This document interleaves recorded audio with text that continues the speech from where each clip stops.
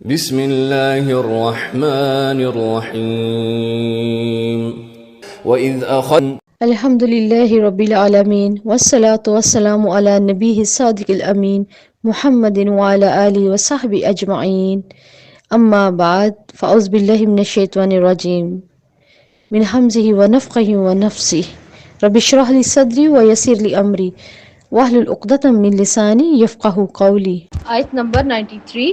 وَإِذْ أَخَذْنَا مِيثَاقَكُمْ وَرَفَعْنَا فَوْقَكُمُ الطُّورَ۔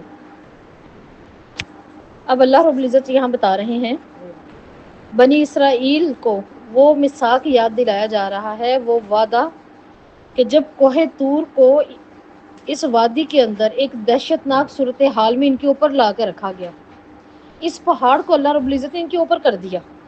جیسے اگر یہ بات نہیں مانیں گے تو یہ اس کے نیچے سرما بن جائیں گے، پیسے جائیں گے، ان کے سروں پہ لا کے کھڑا کر دیا، اور وہ دیکھیں واقعی ایک بڑا خوفناک منظر ہوگا۔ تو اللہ تعالیٰ کہہ رہے ہیں کہ ان کے سروں پہ لا کے کھڑا کیا اور اس وقت عہد لیا۔ دیکھیں کچھ عہد ایسے ہوتے ہیں جن کے لیے کس قدر سختی کرنی پڑتی ہے۔ سختی کی اللہ تعالیٰ نے کہ اس بات کو وہ مانو۔ بچے کا کان پڑے کہتے ہیں بتاؤ، ہے نا، اب اس بات کو مانو، تاکہ وہ پوری توجہ رکھے کہ مجھے اس کے بعد اس چیز سے پھرنا نہیں ہے۔ تو اللہ کہتے ہیں کہ سروں پہ لا کھڑا کیا تو ڈر کر تورات کے احکامات قبول کر لیے۔ انہوں نے مانا کہ اللہ تعالیٰ ہم تورات کے احکامات کو قبول کریں گے، اور اللہ تعالیٰ نے کہا کیا تھا ساتھ میں، خذوا ما آتیناکم بقوۃ واسمعوا۔ کرنا کیا ہے اس کتاب کے لیے تم نے، تورات کو، یہ جو ہے نا کہ سنو اور خذو پکڑ لو، اس کا مطلب تھا اس شریعت کو پکڑ لو، اس کے احکامات میں ماننے پڑیں گے۔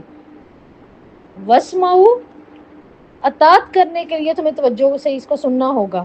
قالوا سمعنا وعصینا۔ یہود کے دیکھیں اب ایک اور رویے کی عکاسی، انہوں نے وقتی طور پر جان بچانے کے لیے کیا کہا، ہم نے مان لی، ہاں ہم نے دیکھ لیا، سن لیا، غور کر لیا۔ یہ کفر، دشمنی، ضد کی ان کی انتہا تھی کہ زبان سے اقرار کیا جائے ہم نے مان لیا ہے۔ اب نیت میں کون سا عمل تھا؟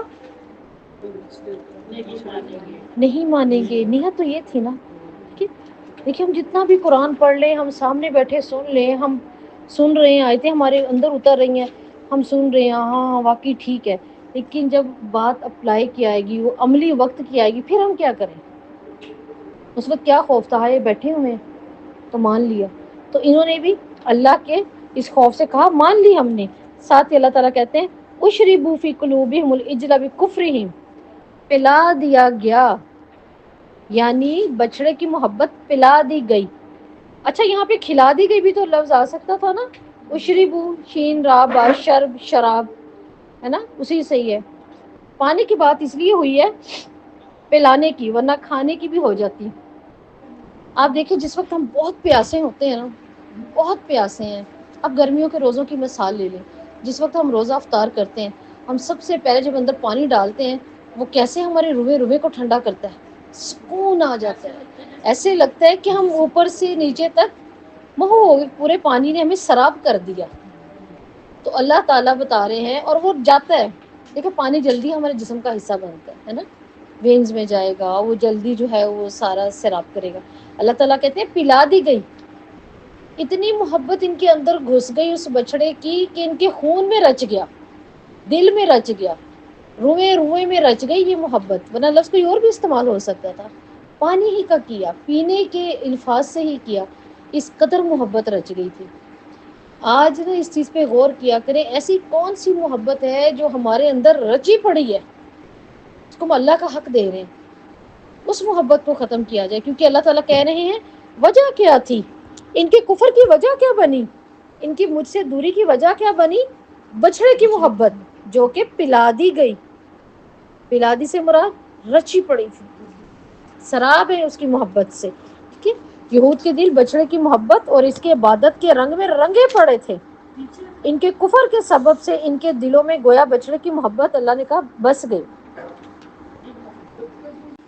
بچڑے کی محبت دلوں میں پلانا کا سبب کیا تھا، یہود کا کفر، اس وجہ سے اللہ نے انہی کی محبت ان کے اندر ڈال دی۔ دنیا میں کھپے رہو، ایک بے جان کے پیچھے کھپے رہو جس کو میں نے جہنم کا ایندھن بنانا ہے، ٹھیک ہے، ایک تو ان کا کفر تھا، دوسرا ان کی نافرمانیاں تھی، اور اس کی عبادت، اللہ کو چھوڑ کے جو جس محبت میں مہو ہوگا اللہ تعالیٰ اسی میں ڈال دے، اسی میں ہی وہ اپنی تباہیوں تک جاتا ہے۔ پھر قل بیس ما یامرکم بہ ایمانکم ان کنتم مؤمنین، اس سے مراد یہ ہے کہ تمہارا ایمان کتنا برا ہے، یہ تمہیں بچڑے کی عبادت کا حکم دیتا ہے۔ دیکھیں ایک ایمان ہے وہ کہتا ہے اللہ کے سوا کوئی نہیں ہے، اور ایک ایمان ہے کہ وہ ایک بے جان جانور کی پوجا کا حکم دیتا ہے، پوجا کا حکم دے رہا ہے۔ جیسے یہ ابھی تھا نا ہمارے یہاں پہ لاہور کی سائڈ پہ کسی نے وہ کچھوے والے بابا جی، وہ جو گندا پانی پلا رہے تھے لوگوں کو، کہاں ایک جانور کی پوجا۔ تو اللہ تعالیٰ کہہ رہے کتنا برا ہے جو آپ کو یہ حکم دیتا ہے۔ اسرار الحق تھا کہ پتہ نہیں قرار الحق جو بھی اس کا نام ہے، وہ اس نے جا کے وہاں پہ ریٹ کی تھی نا، اور اس نے سارا دیکھا تو ایک چھوٹے سا ہی ہودج تھا، گندا سا، ایک تو کچھوے بھی خوبصورت ہوتے ہیں، وہ تو کچھوے بڑا گندا ہی، دیکھنے میں بہت گندا تھا بیچارہ، ٹھیک ہے۔ اب کیا تھا جو اس کا پانی تھا نا، کچھوا اس پانی کے اندر ہی رہتا تھا، اور وہ اندر سے بس پانی بھر کے پی لو، شفا ہے، خود وہ بیٹھے ہوئے گندے سے بابا جی، اور وہ شفا والا پانی ہے۔ پھر انہوں نے جا کے جب پکڑا، انہوں نے کہا یہ آپ کیا حرکتیں کریں، اور لوگوں کو دیکھے گاڑیاں بھر بھر کے کس کس شہر سے آئے ہوئے ہیں، انہوں نے بھر کے، اس نے کہا یہ پہلے تو آپ پی کے دکھائیں نا، پی ہی نہیں رہا، اس نے کہا پہلے آپ پیئیں، جس کے اندر وہ گندا چی پوٹی اندر ہی کر، پتہ نہیں کیا کیا حالات ہے، گندا کالا پانی۔ اللہ تعالیٰ کہہ رہے ہیں کتنا برا ہے ان کا ایمان جو ایسے حکم دیتا ہے، ایسے گندے جانور کے لیے حکم دے۔ اللہ کا حق کہاں اٹھا کے رکھ دیا، تم نے انبیاء کو بھی قتل کیا۔ دیکھیں آج اللہ کے احکامات کو قتل کرنا اس کو مترادف ہے نا، بات ہی نہیں ماننی نبی کی، میری نظر میں کچھ ہے ہی نہیں۔ جیسے تم نے تورات کے احکامات کو بھی قبول نہ کیا پکڑ کر، تم نے رسولوں سے سرکشی کی، کہہ دو کہ اگر آخرت کا گھر اللہ کے نزدیک سب لوگوں کے ماں سوا خاص تمہارے ہی لیے ہے، تو اگر تم سچے ہو تو موت کی تمنا کر لو، کہ اتنی تمہارے اندر محبت ہے، نافرمانیاں ہیں، اللہ کا حق تم نے کسی اور کو دے دیا ہے، اگر تم سچے ہو موت کی تمنا کرو اپنی خالص ایمان پہ، تاکہ تمہیں جلدی سے جنت ملے، آؤ جنت کے لیے آؤ۔ لیکن اللہ تعالیٰ کیا کہتے ہیں، سیدنا ابن عباس سے تفسیر ہے، یہ دعوت مباہلہ ہے۔ مباہلہ کہتے ہوتے ہیں میم بے الف با ہا یہ والا اور یوں، مباہلہ کا مطلب ہوتا ہے چیلنج دینا۔ یہ آیت چیلنج ہے یہودیوں کو کہ تم پھر مرو نا، جنت کے لیے کچھ کرو، پہنچو جنت میں۔ مرنا بھی نہیں ہے، حریص نہیں ہے، یہ موت سے ڈرتے ہیں، تو زندگی کے حریص ہیں، زندگی کے حریص ہیں یہ لوگ، مال کے حریص ہیں۔ اللہ کہتے ہیں اگر تمہیں جنت تمہاری ہے تو جلدی سے ایسا کرو جنت لو، موت کی تمنا کرو، اللہ ہمیں مار دے۔ شہید کیا کرتا ہے، میدان جنگ میں جاتا ہے، وہ سامنے کیا دیکھتا ہے، کیا تمنا کرتا ہے، یہی تمنا ہوتی ہے نا، اللہ میں اب بھی شہید ہو جاؤں۔ کیوں، اسے پتا ہے شہید کا کبھی خون کا قطرہ نیچے نہیں گرتا، کہ اللہ تعالیٰ کہتے ہیں وہ جنت میں مقام بھی دکھا دیتا ہے اللہ اس کو، اس کی، ٹھیک ہے۔ جیسے پوچھا گیا تھا تو آپ نے اللہ کے پاس جانا بھی تو سمجھ گیا، بالکل، اور وہ ہرگز اس کی تمنا نہیں کریں گے، اللہ نے بتا دیا 2050 تک کے پلان ہے، لیکن کیا ہے کہ وہ تمنا نہیں کریں گے، کہ اس کی وجہ سے جو ان کے ہاتھوں نے آگے بھیجا، اللہ تعالیٰ نے ان کی دیکھیے ایک اور بات کھول دی ہمارے سامنے، ان کو پتہ ہے ہم نے آگے کیا بھیجا ہوا ہے، انہوں نے کوشش کس چیز کی کرنی ہے، انہوں نے لینا کیا ہے، سرکشیاں ہیں، قتل عام تھا، انبیاء کا قتل تھا، کتابوں کو تحریف کرنا، انہیں پتہ ہے ہم نے آخرت میں کچھ کیا تو ہے نہیں، لہٰذا ہم کس بات سے کہیں اللہ ہمیں مار دے، مارنے کی تو یہ بات ہی نہیں کریں گے، ٹھیک ہے۔ وَلَتَجِدَنَّ أَحْرَصَ النَّاسِ عَلَىٰ حَيَاءٍ، آپ انہیں لوگوں میں سے سب سے زیادہ انہیں تو پائیں گے، یعنی آپ صلی اللہ علیہ وسلم سے کہا جا رہا ہے، یہود کے حریص ہونے کی بات بتائی جا رہی ہے، یہ دنیا کے حریص ہیں، یہ دنیا کو کبھی چھوڑنا نہیں چاہتے، دنیا سے محبت کی نشانیاں یہ ہیں، لمبی امیدیں، زندگی کا حریص، خواہ وہ کس طرح سے بھی ہو، چاہے ذلت کی ہو چاہے عزت کی ہو، لیکن یہ زندگی کے حریص ہیں، چاہے وہ جس صورت میں بھی ہے۔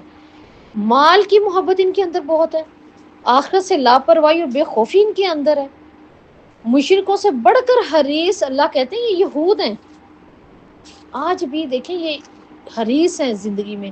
اور آپ صلی اللہ علیہ وسلم نے فرمایا، اللہ تعالیٰ فرماتا ہے ابن آدم بوڑھا ہو جاتا ہے لیکن دو چیزیں جوان ہی رہتی ہیں، ابن آدم کی اولاد بوڑھی ہو جائے دو چیزیں جوان رہتی ہیں آخری مرتے دم تک بھی، کیا، مال کی حریص اور عمر کی حرص، میں اور زندہ ہوں، میں کیوں بڑھاپے میں آ گیا، مر نہ جاؤں تو میں قریب ہوں، عمر کی اور مال کی۔ یود احدہم لو یعمر الف سنہ، ان کا ہر ایک یہ چاہتا ہے کہ کاش اسے 1000 برس کی عمر دی جائے. دیکھیں اللہ تعالیٰ کس قدر ان کی ہمیں کھول کر نشانیاں دکھا رہے ہیں، بتا رہے ہیں. ہر کوئی یہود آخرت کو مانتا ہی نہیں ہے، اور ان کی دعا کیا ہوتی ہے؟ صرف یہ کہ میں 1000 سال جی لوں. اور اللہ تعالیٰ کیا کہہ رہے ہیں؟ وما ہوا بمزحزحہ من العذاب ان یعمر، یہ جو 1000 سال کی عمر میں ان کو دے دوں، چلیں 1000 پر ملٹیپلائی کرنے اللہ ان کو دے دے، پھر بھی وہ انہیں عذاب سے نہیں بچائے گی. موت تو آنی ہے، موت تو آنی ہے، وہ پھر بھی نہیں ان کو بچا پائے گی. 1000 تک جی لیں، پہلی امتی بھی تو جی ہیں، لیکن اگر یہ بھی جی لیں گے تو کیا ہوگا؟ واللہ بصیر بما یعملون. وجہ کیا ہے؟ ان کو پتہ ہے ہمارے اعمال کیا تھے، ان کی نیتیں کیا تھیں. لہٰذا اللہ تعالیٰ کہتے ہیں کہ انہوں نے جو کیا انہیں معلوم تھا، جو آگے بھیجا انہیں معلوم ہے، یہ کبھی بھی نہیں چاہیں گے، اور اگر چاہیں بھی تو پھر بھی یہ عذاب سے نہیں بچ پائیں گے. کل من کان عدو لجبرائیل فانہ نزلہ علی قلبک باذن اللہ. اب یہودیوں کا یہ خیال ہے کہ جبرائیل ان کے دشمن ہیں. جتنی بھی انہوں نے جینی ہے زندگی جی لیں، ایک دن آئے گا یا تو عذاب کی خوشخبری آ جائے گی جبرائیل کے ذریعے، یا ان کے لیے موت کا فرشتہ آ جائے گا. اور اللہ تعالیٰ کیا فرماتے ہیں کہ اگر کوئی یہ کہہ دے کہ جبرائیل ان کے دشمن ہیں. یہ سیدنا انس رضی اللہ کہتے ہیں کہ جب عبداللہ بن اسلام یہ ریورٹ ہوئے تھے، یہ یہودی عالم تھے، ٹھیک ہے، اب عبداللہ بن اسلام ٹھیک ہے عالم تھے ان کے، یہ جب مدینہ میں تشریف لائے تو خبر سنی انہوں نے، ان کی سنی گئی تو وہ اپنے باغ میں پھل توڑ رہے تھے. وہ اسی وقت آپ صلی اللہ علیہ وسلم کی خدمت میں حاضر ہوئے اور غرض کیا آپ سے ایسی 3 چیزوں کے متعلق پوچھتا ہوں جنہیں نبی کے سوا کوئی نہیں جانتا. میں آپ سے 3 باتوں کا سوال کرنے آیا ہوں. قیامت کی نشانیوں میں سے پہلی نشانی کیا ہے؟ اہل جنت کی دعوت کے لیے سب سے پہلے کیا پیش کیا جائے گا کہ بچہ کب اپنی ماں کی یا اپنے باپ کی صورت پہ ہوتا ہے. اب یہ واقعی کسی اور کے پاس جواب نہیں تھے، ان کی کتابوں میں تھا کہ یہ وہ سوال ہیں جن کے جواب سوائے ایک نبی کے اور آخر الزماں کے کوئی نہیں دے سکتا. لیکن جب انہوں نے یہ بات سنی ہوئی تھی نا کہ آئے ہیں مدینہ میں ایک آئے ہوئے ہیں شخص جنہوں نے یہ دعویٰ کیا کہ میں نبی ہوں نبوت کا، تو یہ آئے اور انہوں نے بات کی، تو پھر اس وقت آپ صلی اللہ علیہ وسلم نے فرمایا کہ اہل جنت کو سب سے پہلا جو کھانا پیش کیا جائے گا وہ مچھلی کا جگر ہے. اب وہ آپ یہ نہ سوچیں کہ ہماری مچھلی ہے، تو اللہ تعالیٰ ہی جانتے ہیں. جیسے ہم اپنی کھجور سوچیں ادھر کی کھجور کا سن کے، ہے نا، ادھر کے کیلے کا سوچ کے ہم اپنا کیلا دیکھنے لگ جائے. نہیں، ایسا نہیں ہے. اللہ تعالیٰ کہتے ہیں نہ تو کسی کان نے سنی ہے جنت کی تعریف، جنت کی چیزوں کے بارے میں، نہ کسی آنکھ نے دیکھا، نہ کوئی بتا سکتا. تو وہ اللہ تعالیٰ ہی جانتے ہیں، بس چند ہمیں بتانے کے لیے ہمارے گمان پہ کہ ایسا بھی ہوتا ہے. تو آپ سے فرمایا کہ مچھلی کا جگر سب سے پہلے پیش کیا جائے گا. جب آپ کے پاس مہمان آتے ہیں تو باقی چیزیں تو بعد میں ہوں گی، سب سے پہلے کوئی جوس ہی دے دیں گے نا، پانی دے دیں گے، ڈرنک دے دیں گے. تو مچھلی کا جگر ہے. دوسرا انہوں نے کہا تھا قیامت کب آئے گی، تو انہوں نے کہا تھا پوچھنے والے کو بھی جتنا علم ہے بتانے والے کو بھی اتنا علم ہے، یہ اللہ کے پاس ہے یہ علم. ہاں چند نشانی ہیں جو بتا دی. بچے کی شکل کب جاتی ہے، ماں پر یا باپ پر؟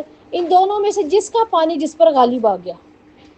بچے ماں جیسے بھی ہوتے ہیں، باپ کی طرح بھی ہوتے ہیں، ٹھیک ہے. تو اس وقت اس نے کہا میں نہیں مانتا، مطلب اگر یہ جبرائیل باتیں لے کر آئے تو میں نہیں مانتا.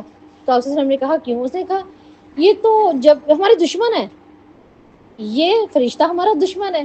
اب پوچھا کہ کیوں، آپ کا دشمن کیوں ہے؟ انہوں نے کہا یہ جب بھی آتے ہیں نا یہ تباہیاں ہی لے کر آتے ہیں. تو وہ تو ظاہر سی بات ہے، جب نافرمانیاں ہوئیں، انبیاء کا قتل ہوا، کتابوں کو جھٹلایا گیا، تو پھر نافرمانی پہ وعید لے کے بھی تو کسی نے آنا تھا. لہٰذا انہیں لگتا تھا ہم تو غلط نہیں، لیکن یہ جبرائیل ہمارے دشمن ہے. ٹھیک ہے. فَإِنَّهُ نَزَّلَهُ عَلَىٰ قَلْبِكَ بِإِذْنِ اللَّهِ، اس نے اللہ تعالیٰ کے حکم سے آپ کے دل پر قرآن نازل کیا ہے.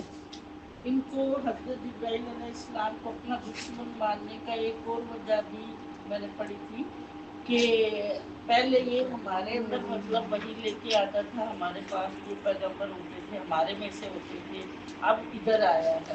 ہو سکتا ہے ان کی بکس جیسے پہلے بھی رہی ہے کہ یہ ہاں. نبی ادھر سے کیوں ہے، یا آخری کتاب یا امامت کا اور تاج یہ اب ان ضد ہے پر نا کیوں ان ڈال کی دیا گیا. ابھی تک. مصدق لما بین یدیہ وہدی وبشریٰ للمؤمنین، وہ اپنے سے قبل کی تصدیق کرنے والا ہے اور ایمان والوں کے لیے ہدایت ہے.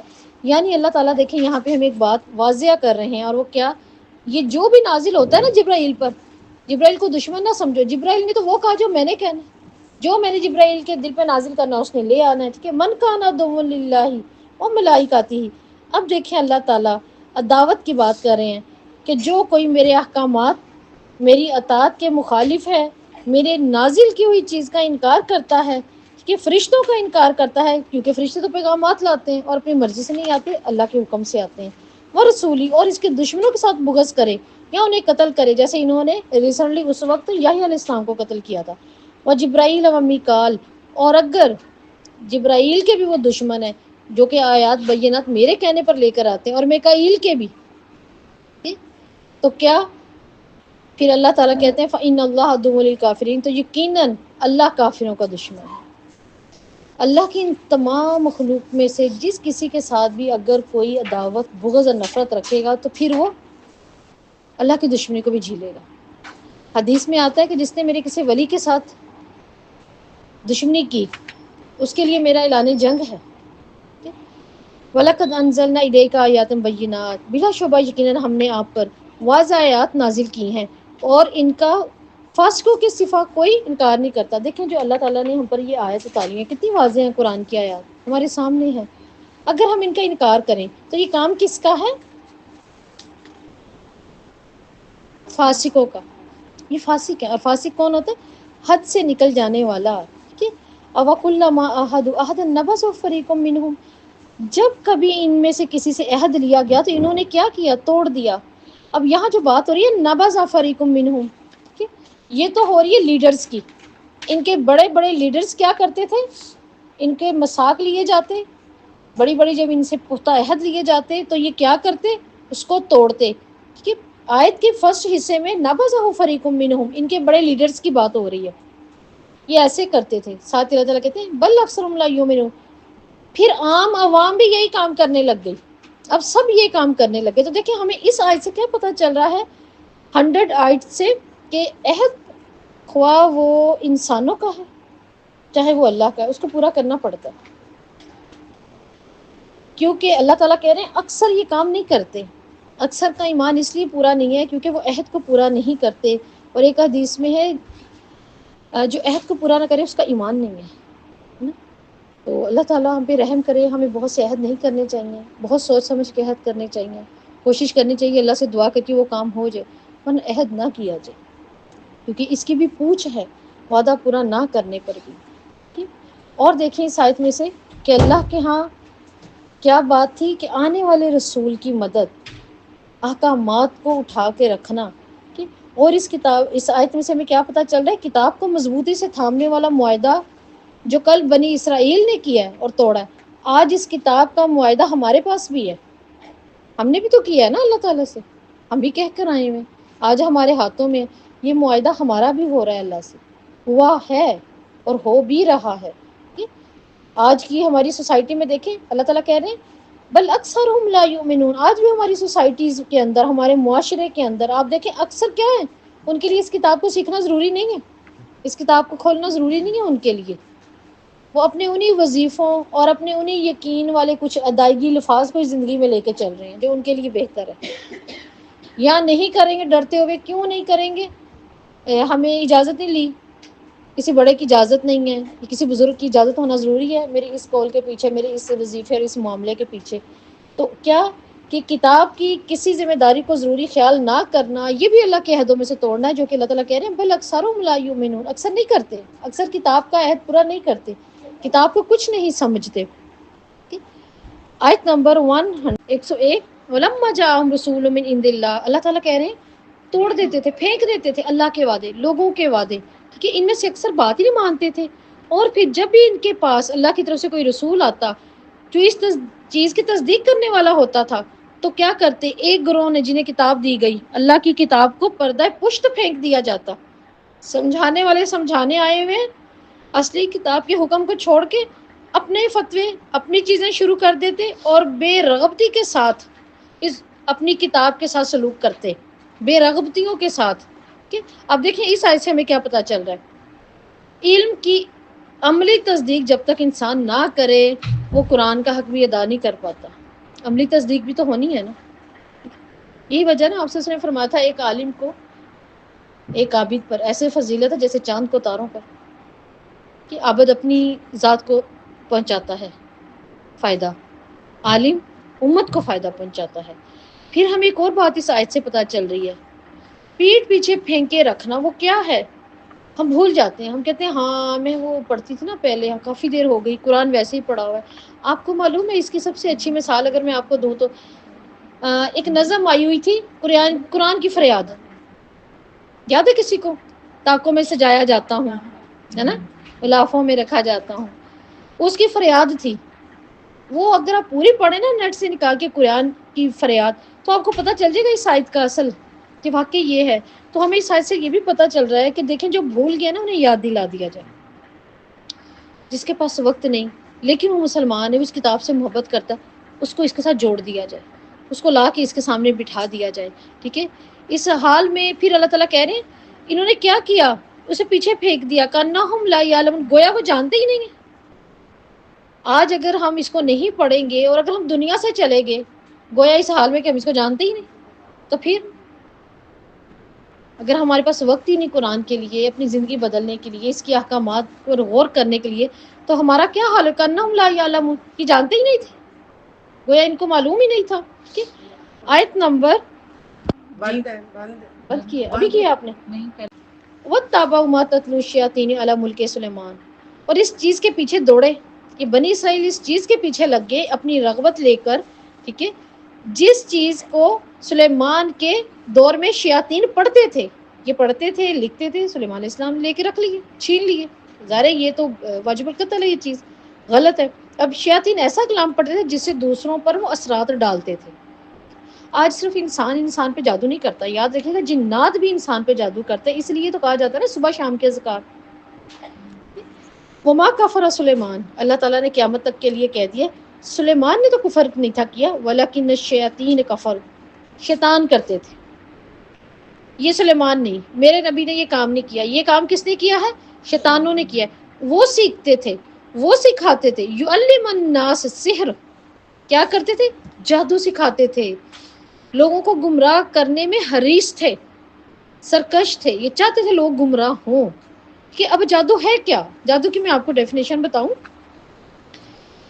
شریعت میں جادو ہر اس کام کو کہتے ہیں، ٹھیک ہے، شریعت میں جادو ہر اس کام کو کہتے ہیں جس کا سبب چھپا ہوا ہو، اثرات تو نظر آئیں لیکن اثر ڈالنے والا نظر نہ آئے، اثرات نظر آئیں، اثرات ڈالنے والا نظر نہ آئے، شریعت میں جادو اس کو کہتے ہیں۔ اور کس کو کہتے ہیں؟ سحر وہ عمل ہے جس میں پہلے شیطان کا قرب حاصل کیا جاتا ہے پھر اسے مدد لی جاتی ہے۔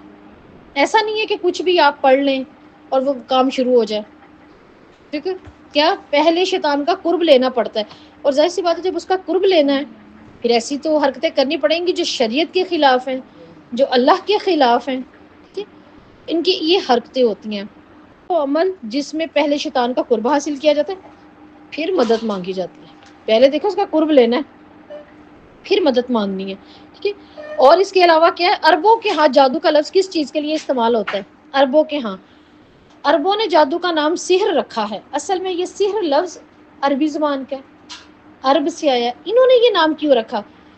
یہ کہتے ہیں کہ یہ تندرستی کو بیماری میں بدل دیتا ہے یہ عمل، ٹھیک ہے، اور بغض کو محبت میں بدل دیتا ہے، محبت کو بغض میں بدل دیتا ہے۔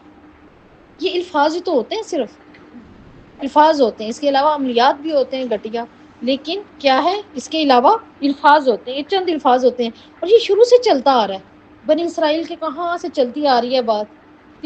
ہم چھوٹے ہوتے کہانیاں سن رہے ہوتے تھے، کھل جا سم سم، آبڑے کا ڈابرا، فلانا ڈھمکانا، کیوں الفاظ، باتیں، کیوں انسان نہ ہمیشہ سے کمزوری رہی ہے، حریص رہا ہے کہ ساری طاقت میرے پاس آ جائے، اللہ دین کا چراغ ہمارے پاس آ جائے۔ بچپن میں ہمارا دل چاہتا تھا میرے پاس آ جائے، میں سب کچھ یہ دنیا پہ میں راج کروں، تو سوچو ہماری یہ سوچ ہوتی ہے نا بچپن میں، اللہ دین کا چراغ کیا ہے، ہمارے ذہن میں ہوتا تھا کاش ہمیں بھی کہیں سے ملے، پرانے نانی دادی کے جا کے اسٹور کھولتے تھے، کوئی تو اللہ دین کا چراغ نکلے گا، ہے نا، تو ہم نے گھروں پہ بھی رکھے ہوتے تھے، شو روم کے جو ہے وہ پیسیز کے طور پر لوگوں کے پہلے ہوتے تھے بہت۔ تو یہ شروع سے انسان کے اندر یہ چیز رہی کہ الفاظ ہونے چاہیے جس سے جلدی کام ہو جائے، لیکن قرآن بتا رہا ہے کہ کون سے الفاظ کہاں استعمال کرنے ہیں۔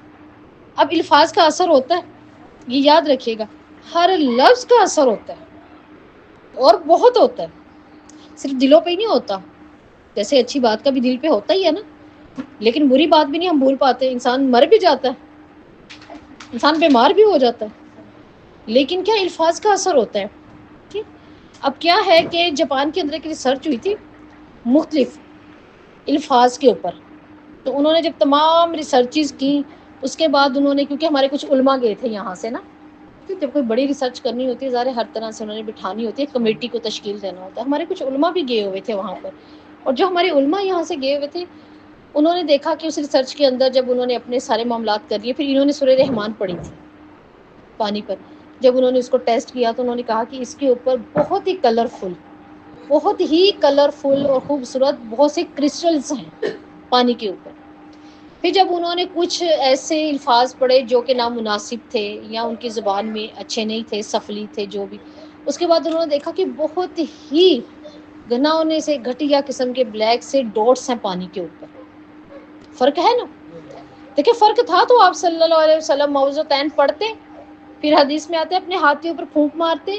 اور کیسے مارتے؟ اب عائشہ کہتی ہیں تھوک کی پھوار آتی پھر اس کو مسح کرتے اپنے اوپر. تو یہ فرق تو پڑتا ہے، الفاظ کا فرق ہے. ٹھیک ہے. اور آپ سے نے فرمایا السحر، ہاں اللسان السحر، زبان جادوگر ہے، اثر رکھتی ہے. اب دیکھیں کہ آپ سے نے فرمایا کہ زبان کیا ہے؟ سحر، جادو ہے نا. زبان سے جادو بھی آ جاتا ہے، اثر بھی ہوتا ہے. آپ کے سامنے دو آدمی بیٹھے ہوئے، پہلے تو ایک نے چاہا کہ یہ دوسرا ذرا میری تعریف کرے، تو اس نے تعریف کر دی. اس نے کہا بہت اچھا بادشاہ اپنے قبیلے کا، تو صحیح ہے، اچھا ہے. وہ پہلے والا دیکھ رہا تھا ٹھیک ہے. جب اس کی باری آئی ہے اس نے اس کے بارے میں بتایا، اس نے کہا ہاں یہ اپنی رعایا کا خیال کرتا ہے، بہت اچھا. اب پہلے والے کو یہ چیز بری لگی، وہ زیادہ ایکسیپٹ کر رہا تھا، وہ چاہتا تھا میری کی جائے، میری بتا دی جائے. اب اس پہلے والے نے دوسرے والے سے کیا کہا؟ اس نے کہا اس نے کنجوسی کیا، یہ چاہتا تو میرے بارے میں بہت اچھی اور بھی باتیں کر سکتا تھا، لیکن اس نے اپنے دل میں رکھی اور اپنی کسی بغض کی وجہ سے. اب اس کو غصہ آ گیا دوسرے والے. اس نے کہا کیا میں کہتا، پاگلوں کا ٹولہ، بے وقوفوں کا ٹولہ، تمہارے اندر یہ بھی خرابیاں، یہ بھی خرابیاں. اب دوسرے نے اس کی خرابیاں گنوائیں. جب انہوں نے صحیح اپنی خرابیاں گنوا لی نا، تو آپ سے نے کہا السحر السحر، ٹھیک ہے، زبان جادوگر ہے. کہ وہ بھی صحیح تھی جو پہلے تعریف تھی، اب جو غصے میں انہوں نے اوقات دکھائی ایک دوسرے کہ یہ بھی صحیح ہے نا، یہ بھی صحیح ہے. لہٰذا الفاظ کا جو چناؤ ہے اس کے لیے جو ہے، ٹھیک ہے. اب یہ ہے کہ یہاں پر دیکھیں کہ عربوں نے اس لیے اس کا نام رکھا کہ یہ ہر چیز کو چینج کر دیتا، تندرستی کو بیماری میں، بغض کو نفرت، نفرت کو محبت میں، محبت کو نفرت میں بدل دے گا. ٹھیک ہے. پھر اس کے بعد دیکھیں کہ جادو کے بارے میں اسلام کا موقف کیا ہے. اب اسلام کا موقف بھی دیکھیں. اگر ہم سمجھتے ہیں نا کہ ہم نے تو محبت پیدا کرنے کے لیے کروایا نا، ہم نے کون سا برا کیا، ٹھیک ہے، یا ہم نے تو اس کا یہ کام کے لیے کروایا، ہم نے تو وہ رشتہ کرنے کے لیے، جو بھی ہے. لیکن جادو پر اسلام کا موقف کیا ہے، چاہے وہ اچھا ہے چاہے وہ برا ہے. اسلام کیا کہتا ہے؟ آپ صلی اللہ علیہ وسلم نے فرمایا 7 ہلاک کرنے والے گناہوں سے بچ جانا، مر جانا، یہ نہ کرنا. ان میں سے کون کون سے؟ اللہ کے ساتھ شرک نہ کرنا، تمہیں کوئی جلا دے، تمہارے ٹکڑے کر دے، اللہ کے ساتھ شرک نہیں کرنا، جادو نہیں کرنا، ناحق کسی کی جان نہیں لینی، کہ سود نہیں کھانا، یتیم کا مال نہیں کھانا، جنگ سے نہ واپس بھاگنا پیٹ پھیر کر، اور ایک پاک عورت پر تہمت نہ لگانا. پتہ نا تہمت کیا ہوتی ہے؟ تہمت کے لیے آتا ہے حدیث میں کہ اگر آپ نے کسی ایسی عورت پہ تہمت لگا دیا کہ وہ کام اس میں نہیں تھا، تو آپ سے نے فرمایا اس کی پوری زندگی کی نیکیاں ختم، پوری زندگی. میں تو جب سے یہ حدیث پڑھی تھی نا، آپ یقین کریں، ایک دورہ قرآن کروایا تھا 3 سال پہلے، جب یہ حدیث میں نے سورہ نور کروائی تھی، اس دورہ قرآن میں میں نے صرف اور صرف کام ہے جو اسلام کہہ رہا ہے 5 گناہ نہیں کرنے، ان میں جادو بھی ہے، چاہے وہ اچھا ہے چاہے وہ برا ہے. اس کے بعد ابو موسیٰ اشعری یہ کیا کہتے ہیں کہ آپ صلی اللہ علیہ وسلم نے فرمایا 3 آدمی جنت میں داخل نہیں ہوں گے، حرام ہے ان پہ، نہ یہ دروازہ دیکھ پائیں گے جنت کا. کون سے؟ شراب پینے والا، قطع رحمی کرنے والا، مسلسل قطع رحمی کر دینے والا، کہ اور جادو کی تاثیر پر یقین رکھنے والا. اب وہ اچھا ہے چاہے وہ برا ہے. میں اچھا اس لیے بار بار کہہ رہی ہوں، دیکھیں اس وقت ہمارے معاشرے میں اچھائی کے نام سے اس کو جادو نہیں سمجھا جا رہا. مطلب ہم نے تو محبت کے لیے کیا نا، اپنے شوہر کو ادھر کرنے کے لیے یا فلانے کو یہاں کرنے کے لیے، کوئی معاملات کچھ بھی 100 طرح کے، لیکن وہ بھی نہیں، وہ بھی نہیں. آپ صلی اللہ علیہ وسلم نے فرمایا کہ یہ 3 لوگ بھی نہیں جائیں گے جو جادو کی تاثیر پہ یقین رکھتا ہو کہ جادو کر لے گا یہ کام. ٹھیک ہے. پھر آپ صلی اللہ علیہ وسلم نے فرمایا وہ شخص ہم میں سے نہیں جو بدفعلی کرے، ٹھیک ہے، یا اس کے لیے بدفعلی کی جائے یعنی فال نکالنا، ٹھیک ہے، جو کہانت کرے یا اس کے لیے کہانت کی جائے، جو جادو کرے یا اس کے لیے جادو کیا جائے، وہ شخص نہیں ہے. جو کروائے گا، جو کرے گا، وہ اس امت میں سے نہیں ہے. ٹھیک ہے. جو کسی کاہن کے پاس گیا اور اس نے اس کی تصدیق کر دی کہ ہاں تم ٹھیک کہہ رہے ہو، مجھے جو 2 دینا ہے میں بھی کروں، اس نے محمد صلی اللہ علیہ وسلم پر نازل شدہ شریعت کا انکار کر دیا. یہ اسلام کا موقف ہے. اسلام اس کو اس چیز سے باہر سمجھتا ہے. ٹھیک ہے. اسی طرح آپ صلی اللہ علیہ وسلم نے فرمایا سیدنا جندب بن کعب نے ولید بن عقبہ کے پاس جا کر جادوگر کو کرتب دکھاتے دیکھا. جادوگر نے ایک آدمی کو ذبح کر کے اس کا سر الگ کیا کہ پھر اس کے سر کے ساتھ جوڑ دیا، جو ہم دیکھتے ہیں اکثر جادو ہو رہا ہوتا ہے. تو سیدنا جندب بن کعب نے آگے بڑھ کر اس جادوگر کو قتل کر دیا. پھر کیا کہ عمر فاروق رضی اللہ ان کے دور میں بھی جادوگروں کو 3 جادوگروں کو قتل کیا گیا تھا. ابھی ہماری یہاں شریعت نافذ نہیں، ورنہ کر دی جائے. سعودیہ میں دیکھیں نہ ہونے کے برابر، انہیں ہے ہی نہیں صاحب کے سمجھا پہ. کیوں؟ شریعت میں ڈر ہے نا انہیں، کیونکہ وہاں پہ شرعی نفاذ ہے، وہ ابھی بھی وہاں پہ سزائیں دیتے ہیں. پھر دیکھیں اب ایک اور چیز ہمیں یہاں سے پتہ چل رہی ہے کہ اللہ تعالیٰ کہہ رہے ہیں وما انزل علی الملکین ببابل ہاروت و ماروت. اب جو بھی 2 فرشتوں ہاروت اور ماروت پر نازل کیا گیا وہ کیا تھا؟ وما یعلمان من احد حتی یقولا اترل. یہ سیکھنے کے لیے بھاگتے تھے. اللہ کہتے ہیں کہ ہاروت ماروت انسانوں کے خیر خواہ تھے. وہ کوئی بہت برے جن نہیں تھے 2 آئے ہوئے، وہ خیر خواہ تھے. صرف یہ کہ ان کو اللہ نے علم دے کے بھیجا تھا کہ یہ تمہارے پاس ہے، اب ان کی آزمائش ہے کون بچتا ہے کون نہیں بچتا. تو وہ خیر خواہ تھے. وہ کیسے خیر خواہ تھے؟ جب تک وہ پہلے بتاتے نہیں تھے نہ سیکھو، ہم آزمائش کے لیے آئے ہوئے ہیں، یہ چیز ہمارے پاس ہے، تمہیں نقصان دے گی، تمہارے لیے آخرت میں برا ٹھکانہ بن جائے گا، لہٰذا تم سیکھو نا. یہ تو برحق ہے، یہ تو ہوگا. لیکن کیا کہ وہ سیکھتے، وہ اتنی رغبت رکھتے کہ وہ سیکھتے. اللہ تعالیٰ نے فرشتوں کو جادو سکھانے کے لیے متعین کیوں کیا تھا؟ صرف یہ کہ اس کے ذریعے وہ آزمائش کرے بنی اسرائیل کی اور آج اس امت کی بھی. فَيَتَعَلَّمُونَ مِنْهُ مَا يُفَرِّقُونَ بِهِ بَيْنَ الْمَرْءِ وَزَوْجِهِ. وہ سیکھتے کیا تھے؟ میاں اور بیوی میں جدائی ڈالنا. دیکھیں اللہ تعالیٰ نے شوہر اور بیوی کے درمیان محبت ڈالی ہے. اللہ تعالیٰ قرآن میں خود بتاتے ہیں نا کہ میری نشانیوں میں سے ایک بڑی نشانی، ہم دنیا میں کتنی بڑی بڑی نشانیاں دیکھتے ہیں، ان میں ایک سب سے بڑی یہ بھی ہے کہ اللہ تعالیٰ کہتے ہیں کہ میں میاں اور بیوی کے درمیان محبت ڈال دیتا ہوں. کیسی محبت ڈالتے ہیں کہ وہ دونوں باؤنڈ ہو جاتے ہیں، نسلوں تک ایک دوسرے کا ساتھ دیتے ہیں، ایک دوسرے کے لیے اپنی جان مارنی پڑتی ہے. کہ اب جادو کرنے اور کروانے کے مقاصد کیا ہوتے ہیں جو ہمیں اس آیت سے پتہ چل رہا ہے؟ مقاصد یہ ہوتے ہیں انسانوں میں نفرت پیدا کرنا، ٹھیک ہے نا، پھوٹ ڈلوانا، گھروں کو خراب کرنا، خاص طور پہ میاں بیوی، کیونکہ اسی رشتے کے لیے اللہ نے پسند کیا ہے.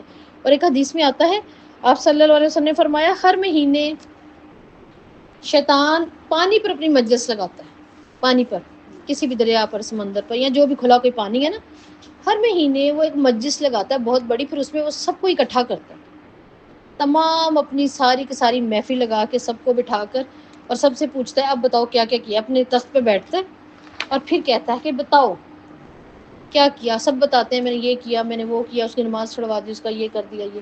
پھر بیچ میں سے جب کوئی اپنی بتانے والی ڈیوٹی بتاتا ہے نا، آج میں نے 2 میاں بیوی میں لڑائی ڈلوائی حتیٰ کہ ان میں طلاق کروا دی.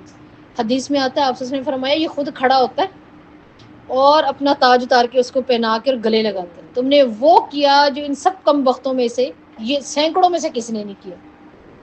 اتنی بڑی نسل تباہ ہوتی ہے نا. اب دیکھیں معاشرہ، ایک گھر ٹوٹنے پہ کس قدر دور تک دکھ پھیلتا ہے، زندگیاں خراب ہوتی ہیں، کس قدر، ہے نا.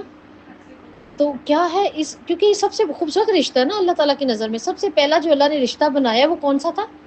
میاں بیوی کا تھا. اب یہ یہاں زندگی گزارنے کے بعد بھی وہاں جا کے کون سا ہے؟ میاں بیوی ہے. ہر کسی کا نکاح ہوگا جنت کے دروازے پہ، نکاح کر کے جائیں گے، ہے نا. دوسریوں کو تاڑتے رہیں گے جا کے، پریوں کو نکاح کر کے جائیں گے نا، ٹھیک ہے. تو یہاں پہ کیا، اب دیکھیں جادو کے خطرے میں کون ہے. اگر ہم اس آیت کو دیکھیں تو جادو کے خطرے میں کون ہوتا ہے؟ ہمیں کیا پتہ چل رہا ہے؟ جب وہ اللہ تعالیٰ کی پسندیدہ مجالس میں انسان شامل ہو، ناپسندیدہ مجالس میں، صبح شام کے اذکار سے دور ہے، کہ دین سے دور ہے، تو وہ شیطان کے اتنا ہی قریب ہے، اور وہ کسی بھی نظر بد یا جادو کے خطرے میں زیادہ ہے بنسبت اس کے جو کچھ حفاظت کر رہا ہے اپنی. اب دیکھیں قرآن کے اندر سورہ زخرف میں اللہ تعالیٰ ایک جگہ کہتے ہیں وَإِنَّهُمْ لَيَصُدُّونَهُمْ عَنِ السَّبِيلِ، وہ جو شخص رحمان کے ذکر سے اندھا ہو جاتا ہے ہم اس کے لیے ایک شیطان مقرر کر دیتے ہیں، فَهُوَ لَهُ قَرِينٌ، اس کا ساتھی بن جاتا ہے، اپنا ایک بن گیا، وہ جو ادھر سے آیا وہ بھی بن گیا، تو بڑی اچھی دوستی ہو گئی. تو یہ اپنے والے قرین کو طاقتور کس نے کیا؟ خود ہم نے. اب ابن مسعود رضی اللہ، عبداللہ ابن مسعود کہتے ہیں کہ میں نے اپنے حمزات کو اپنے سامنے پکڑ لیا. کہتے ہیں جب میں نے اپنے حمزات کو اپنے سامنے دیکھا نا، وہ اتنا کمزور تھا، اتنا کمزور، میں نے کہا تم اتنے کمزور اور ہو بہو میرے جیسا ہی ظاہر. تو وہ کہتا ہے ہاں تم میری کون سا خاطر تواضع کرتے ہو. دیکھیں آج اگر ہم نے قرآن کے ذریعے، اذکار کے ذریعے، قرآن کے کلمات کے ذریعے اپنا حصار رکھا ہوا نا، اپنے آپ کا بچاؤ رکھتے ہیں، تو اس کو کیا ملنا ہے؟ اس کو کیا ملنا ہے؟ اسے تو کمزور کے مرنا ہی ہے. کہتے ہیں وہ کمزور ترین تھا. آج اگر خود کو دیکھیں نا کہیں خواب میں یا آئینے میں تو بہت موٹا بڑا تگڑا ہوں، تو پھر اس کا مطلب اس کو تگڑا کیا ہوا ہے، اس کو کمزور کریں، ٹھیک ہے نا، اس کو کمزور کیا جائے. اور پھر اللہ رب العزت کیا فرماتے ہیں؟ عبداللہ رضی اللہ سے روایت ہے کہ رسول اللہ صلی اللہ علیہ وسلم کے سامنے ایک ایسے شخص کا ذکر کیا گیا جو صبح تک سوتا ہی رہتا، اٹھتا نہیں تھا، سوتا رہتا تھا. جب آپ کے سامنے ذکر کیا گیا تو آپ صلی اللہ علیہ وسلم نے فرمایا ہاں یہ اس لیے سوتا ہی رہتا ہے کیونکہ شیطان اس کے کان میں پیشاب کر کے جاتا ہے. لیکن وہ ہمیں تو نہیں پتہ چلتا. اور بعض لوگ اس طرح بھی کچھ نے بتایا، انہوں نے کہا ہاں اب تو ہم نے لیٹ اٹھنا اس لیے چھوڑ دیا کہ ہم فیل کرتے تھے کہ گرم سی چیز ہم فیل کرتے تھے، ہمیں فیل ہوتی تھی.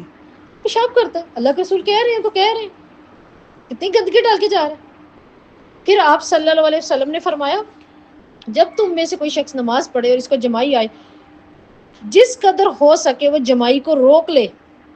حتیٰ کہ آپ صلی اللہ علیہ وسلم کہتے ہیں نماز پڑھتے پڑھتے صحابہ کہتے ہیں آپ صلی اللہ علیہ وسلم کے ہونٹ سوج جاتے تھے، یوں روک روک کے نا، یا اپنے ہاتھ سے روک لیں. کیوں؟ کیونکہ یہ جا کے اندر بیٹھنا چاہتا ہے، وہ روک لیں. اچھا بیٹھنا تو یہ یہاں چاہتا ہے، یہ رات بھی گزارتا ہے، یہ درختوں پہ تھوڑی گزارتا ہے، یہ ادھر گزارتا ہے خشیوم میں، اس کو خشیوم کہتے ہیں، ناک کا یہ حصہ، ٹھیک ہے، اس کو خشیوم کہتے ہیں، یہ یہاں گزارتا ہے. آپ صلی اللہ علیہ وسلم نے فرمایا تم میں سے جو کوئی بھی سو کے اٹھے وہ کیا کرے، اپنے ناک میں پانی چڑھا لے اور اس کے بعد یوں کرے. دیکھیں کہنے کو یہ شیطان ہے، لیکن یہ بس میں ہے، اللہ کی مخلوق ہے، اللہ سے بڑھ کر نہیں ہے. جو اللہ نے بتایا اس کے مطابق اگر کرے گا تو پھر یہ اس خطرے سے باہر ہے. پھر تو یہ گرا دیا نا اس کو، منہ ہی نہیں دھویا، کچھ ہی نہیں کیا، بس منہ دھویا نکل گیا سب کچھ، پھر یہ کہاں گرا؟ یہ تو سارا دن پھر یہیں سوار ہے، اور کہاں ہے. تو وہ شخص جو اس کے خطرے میں ہے، جو جتنا اپنے دین اور اپنی حفاظت اور اذکار سے دور ہے، وہ اس کے خطرے میں. پھر دیکھیں اللہ تعالیٰ کہہ رہے ہیں وَمَا هُمْ بِضَارِّينَ بِهِ مِنْ أَحَدٍ إِلَّا بِإِذْنِ اللَّهِ، حالانکہ وہ اس کے ساتھ یعنی اللہ کی اذن کے بغیر کسی کو کوئی ضرر تو نہیں پہنچا سکتے تھے. اللہ کی تاثیر اگر نہیں ہے تو بڑے سے بڑا جادو بھی نہیں کچھ کر پاتا. اگر اللہ کا حکم ہے تو ٹھیک ہے، یہ تکلیف تھی، وہ کچھ ٹائم آئے گی، اس کے بعد ختم ہو جائے گی. قرآن میں آگے اللہ تعالیٰ کہتے ہیں جادوگر جہاں کہیں سے بھی آئے لا یفلح الساحر، جادو کہیں سے بھی ہو کر آئے وہ کامیاب نہیں ہے. کتنی دیر؟ 2 ماہ 4 ماہ سال 6 سال، بس کامیاب نہیں ہے. میرے بھائی کو کسی نے کیا ہوا ہے، کوئی پتہ نہیں کس نے کیا کیا، اس کی طبیعت اتنی خراب ہوتی ہے، کہتا میں بس میں تھا. کیا بتا رہے ہیں کہ اس سے بچنا، ٹھیک ہے، اور اس سے بچا کیسے جائے اسی طرح. اب یہ لوگ کیا کرتے تھے، یہی وجہ تھی کہ اللہ تعالیٰ نے ان کے اخلاق کے زوال بھی بتا دیے بنی اسرائیل کے. اور اگر مسلمان بھی یہ کام کر رہے ہیں تو اس کو بچنا ہے. اور اگر لگتا ہے ہمارے اوپر ہے تو اس کے لیے اسلام نے کیا علاج دیا ہے جو اوتھینٹک ہے. وہ کیا ہے؟ آپ صلی اللہ علیہ وسلم کو پتہ چلا آپ صلی اللہ علیہ وسلم پر جادو ہوا. جبرائیل ہمیشہ آپ صلی اللہ علیہ وسلم کے پاس آیا کرتے تھے، ٹھیک ہے، وہی لے کر، لیکن ایک دفعہ وہی سے ہٹ کر بھی آئے اللہ کے حکم سے، اسپیشلی یہ کہنے کے لیے کہ یا صلی اللہ علیہ وسلم یا فوخ پوائنٹ لگوائیں حجامے کا، یا فوخ یہ ہوتا ہے، ٹھیک ہے، یہ پوائنٹ لگوائیں جادو کے لیے. پھر جب آپ صلی اللہ علیہ وسلم نے وہ تو کر لیا ایک علاج دنیاوی طور پر، ٹھیک ہے، اب آپ صلی اللہ علیہ وسلم کو ساتھ میں ایک اور علاج دے دیا گیا. کیا؟ موعظتین، قرآنی علاج بھی دے دیا گیا. آپ جہاں دوسرے علاج کرتے ہیں ساتھ میں پھر قرآنی بھی چلتا ہے. قرآن کیا دے دیا گیا؟ موعظتین دیے، آپ صلی اللہ علیہ وسلم کو بتایا گیا، آپ صلی اللہ علیہ وسلم گئے، ٹھیک ہے، اور آپ کو بتایا گیا کہ فلاں فلاں کنواں ہے، اس کنویں کے نیچے، ٹھیک ہے، جادو رکھا گیا۔ آپ صلی اللہ علیہ وسلم حضرت علی کو لے کر گئے، صحابہ کو ساتھ لے کر گئے، آپ نے سارا پانی پہلے ختم کروایا، پھر اس کے درمیان سے کھودا، پھر ایک پھٹی تھی، اس پھٹی کے درمیان اس کو گوند کے نا جادو ڈالا گیا تھا آپ صلی اللہ علیہ وسلم کے لیے، جو کیا تھا، بال تھے اور بھی چیزیں۔ اور اما عائشہ رضی اللہ کہتی ہیں کہ جب آپ صلی اللہ علیہ وسلم گئے وہاں پر اور آپ صلی اللہ علیہ وسلم واپس آئے تو آپ صلی اللہ علیہ وسلم نے بتایا کہ عائشہ اس کے ارد گرد کے جتنے بھی پودے تھے نا اس قدر خطرناک کیا گیا۔ فرماتے ہیں جو اس کے ارد گرد کا جتنا بھی پودا اور درخت تھا نا کنویں کے، وہ ایسے تھے جیسے بڑے بڑے سانپ شیطانوں کے سر، ان کی شکلیں ایسی ہو گئی تھی، اثرات۔ اور آپ صلی اللہ علیہ وسلم کہتے ہیں اس کنویں کا پانی عائشہ ایسے تھا جیسے مہندی گھول دی گئی، گہری مہندی گھول دی گئی۔ اور آپ صلی اللہ علیہ وسلم کیا کہتے تہجد پڑھ لیے، یاد نہیں تھا ہوتا، پھر کہتے تھے میں پڑھ لوں، اچھا میں نے یہ آیت سکھا دی ہے نہیں سکھائی، پڑھ لوں۔ اور کچھ روایات میں آتا ہے اپنی بیویوں سے بھی عاجز ہو جائیں، ٹھیک ہے، اپنی بیویوں سے بھی رہ جائیں، عاجز ہو جائیں اس معاملے میں بھی نا۔ تو پھر آپ سے فرمایا اجوا کھجور کا استعمال جادو کو توڑ دیتا ہے، اس کے علاوہ زمزم بھی جادو کو توڑ دیتا ہے، موعظتین ہے، سورہ بقرہ ہے، سورہ بقرہ کے لیے۔ اور اس کے علاوہ سب سے خاص دعا جو آپ ویسے بھی پڑھ سکتے ہیں، علماء کہتے ہیں آپ ویسے بھی پڑھ سکتے ہیں، اللہم انی اعوذ بک من الخبث والخبائث، اللہ خبیثوں سے بچا، جو میل اور فیمیل ہیں۔ اس کے علاوہ سورہ بقرہ، ٹھیک ہے، سورہ بقرہ کے لیے تو یہ ابھی ریسنٹلی ایک عالم بتا رہے تھے ہمیں کہ سعودیہ سے کہہ رہے تھے کہ یہ جاری ہوا ہے کہ ایک عامل جو عامل تھا نا، ٹھیک ہے، جادوگر تھا، اسی نے کہا ہے، اس نے کہا ہے کہ ایک دفعہ میرے پاس ایک شخص بڑی بھاری رقم مجھے دیتا تھا جادو کے لیے، بہت بھاری رقم دیتا تھا، اور کسی لڑکی کو انوالو کرنا تھا اپنے ساتھ، اسے نا کہ اس کی محبت میرے پاس آئے خود سے۔ تو وہ کہتے ہیں میں نے بہت کرتا لیکن اس پر اثر نہیں ہوتا تھا، یہ بار بار آتا تھا۔ ایک رات کیا ہوا کہ میں سو رہا تھا تو میں نے دیکھا ایک بہت ہی بلند شخصیت میرے پاس آئی، اور اس نے لا کر ایک بہت بڑی تلوار میرے حلق پہ رکھ دی جو کہ مجھے چبھ رہی تھی۔ میں نے کہا تھا اگر تو نے یہ کام نہیں چھوڑا تو کل تیری موت ہے۔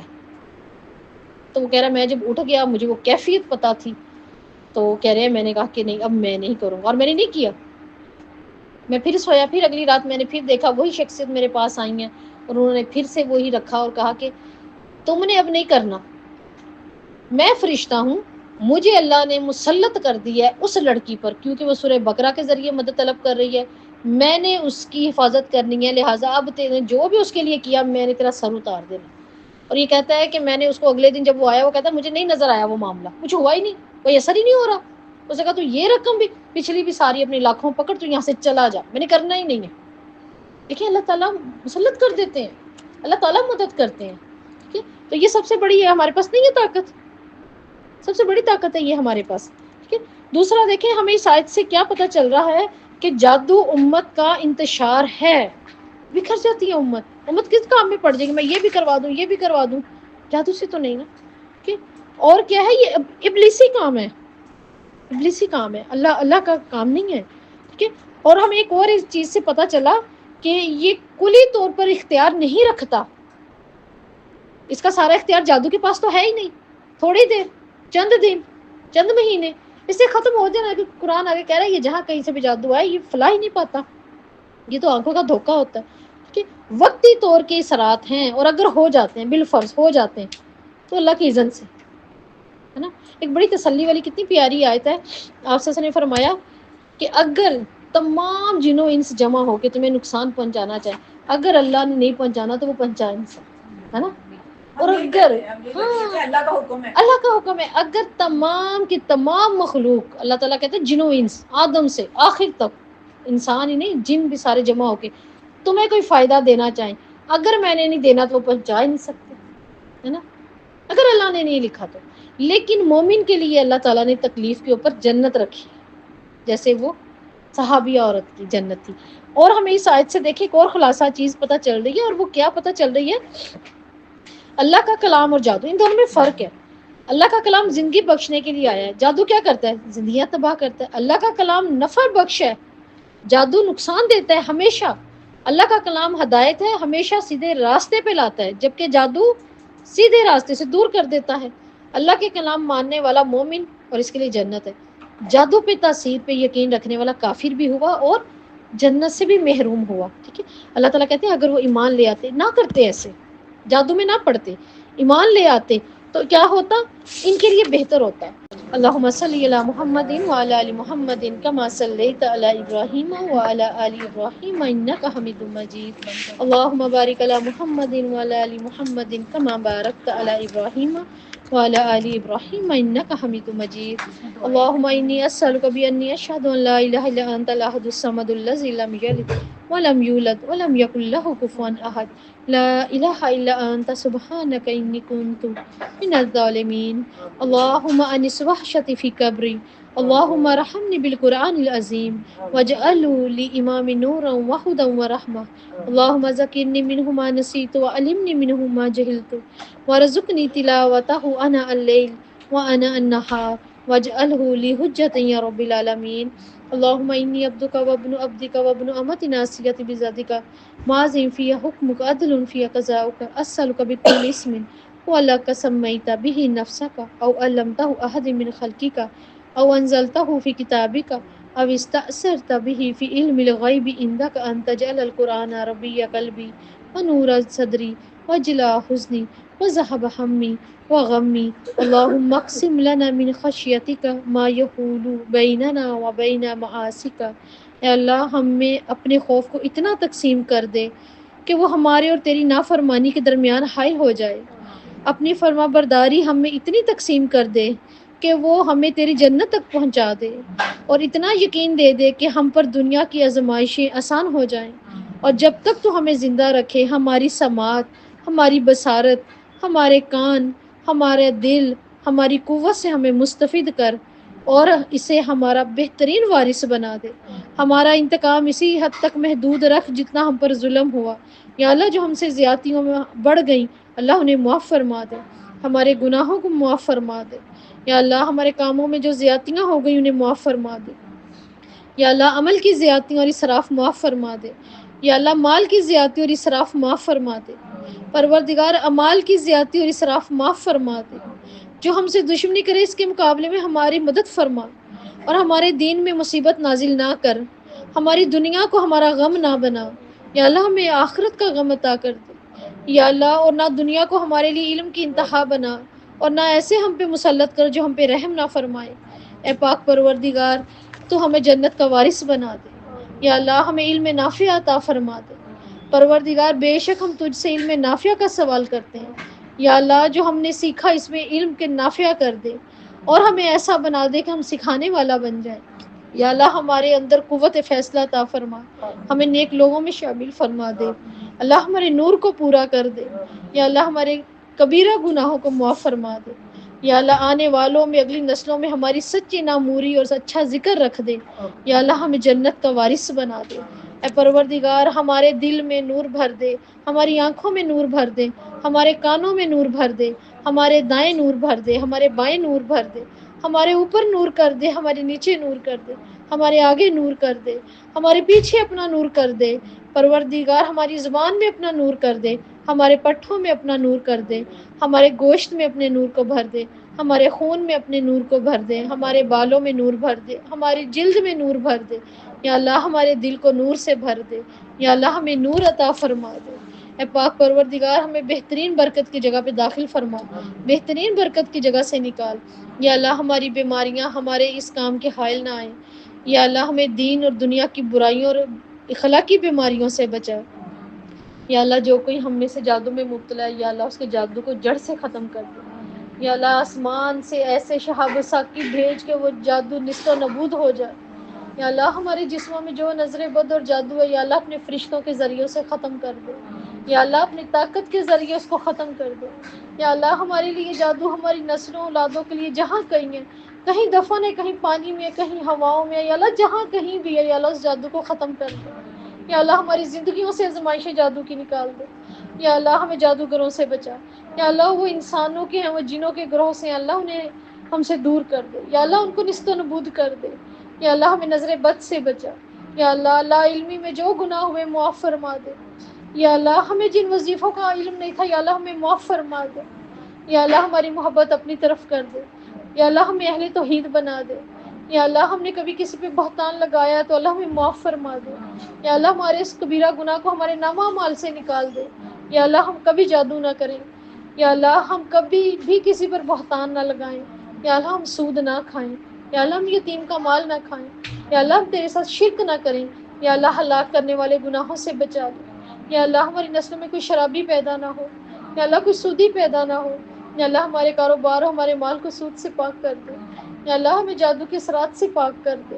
یا اللہ جادو کے علاوہ جو بیماری تیرے اذن سے ہمارے جسموں میں یا اللہ اسے ختم کر دے. یا اللہ ہمارے آنے والے وقت میں ہمیں بیماریوں سے پاک کر دے. یا اللہ ہم پہ رحمت مسلط فرما. یا اللہ اپنا فضل عطا فرما دے. یا اللہ ہمارے اندر سے اخلاقی ہماری قوم کے اندر سے اخلاقی برائیاں اور بدفعلیوں کو ختم کر دے. یا اللہ ہماری اولادوں کو قرآن سے جوڑ دے. یا اللہ خاص یہ کام جو تیری رضا کے لیے ہے، یا اللہ تیری رضا کے لیے نکلنا ہوتا ہے، یا اللہ تندرستی عطا فرما دے. یا اللہ نظر بد حائل نہ آئے. یا اللہ اپنے فرشتوں کے ذریعے مدد فرما. یا اللہ ہم سب جو یہاں بیٹھے ہیں جو اپنے گھروں میں، یا اللہ ہم سب پہ رحمتیں فرما. یا اللہ ہمارے حلال مال میں اضافہ کر. یا اللہ حرام مال کو ہمارے مال سے نکال دے. یا اللہ تو دنیا کی حرص ہمارے دل سے نکال دے. یا اللہ اپنے دیدار اور آخرت اور جنت کی حرص ڈال دے. یا اللہ اس قرآن کے ذریعے اس قرآن کو ہمارا وکیل بنا دے. اس قرآن کے ذریعے ہم سے راضی ہو جا. یا اللہ ہمیں توحید پرست بنا. یا اللہ ہمیں موت آئے تو ایمان پہ آئے. یا اللہ ہمیں موت آئے تو تیرے اس دین پر آئے. یا اللہ ہمیں بہترین وصیت والا بنا دے. یا اللہ بہترین لوگوں میں شامل فرما دے. اپنی محبت عطا فرما دے. مسکینوں یتیموں کی محبت دل میں ڈال دے. یا اللہ دن رات ہم کھلے چھپے حاضر اللہ ہم تیری راہ میں خرچ کریں. ہم سے قبول فرما لے. ہماری نیکیوں کو قبول فرما. ہمارا نیکیوں میں ایک دوسرے کے ساتھ تعاون قبول فرما. یا اللہ تیری خاطر یہاں جمع ہوتے اس کو قبول فرما. یا اللہ اس جگہ کو، ان لوگوں کو، یا اللہ ہر جگہ جہاں تیرا یہ علم جائے، یا اللہ اس کو ہمارے لیے باعث برکت بنا دے. یا اللہ یہاں پہ ہم سب کی نیکیوں کو قبول کر. وہ جس حال جس حصے میں بھی ہیں یا اللہ انہیں قبول فرما لے. آمین یا رب العالمین. سبحانک اللہم و بحمدک نشہد ان لا الہ الا انت نستغفرک و نتوب الیک.